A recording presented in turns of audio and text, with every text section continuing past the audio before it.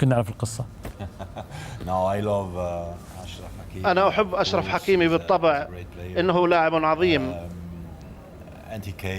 ولقد جاء واعتذر عما بدر منه وكان رائعا.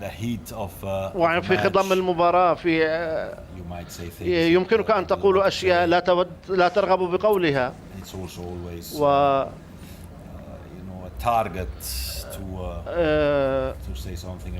كان يهدف إلى أن يقول شيئا عن الحكم، لكنني أعتقد يجب أن نركز أفضل على الأداء الرائع للمغرب. المغرب لعبت بشكل عظيم كرة قدم عظيمة للغاية، ويجب أن نثني على أداء الفريق المغربي، حكيمي، زياش، كلهم. المدرب مدرب شاب، مدرب رائع، وأن يجعل هذا الفريق يلعب كرة قدم مميزة، دفاع قوي وحارس مرمى رائع. بونو مثلوا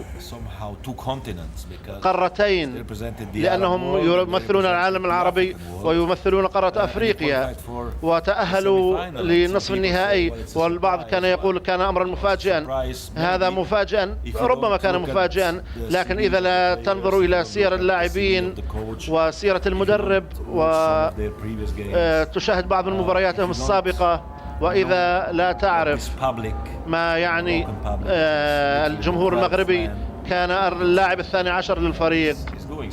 لا علينا أن نثني على أداء المغرب، ويجب أن نثني على الفريق كله، المشجعين أيضا، مشجعين المغرب الذين كانوا رائعين كذلك.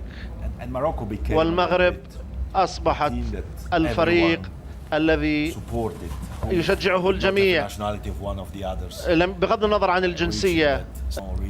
لقد لامست قلوبنا وأسرت قلوبنا وكل العالم. بما قد تكلمنا عن طاري المنتخب المغربي، المغرب قدموا مباريات عظيمة، تصدروا مجموعتهم، أحرجوا الكبار كلهم وكانوا يستحقون ذلك، والدليل وصولهم المركز الرابع على مستوى العالم.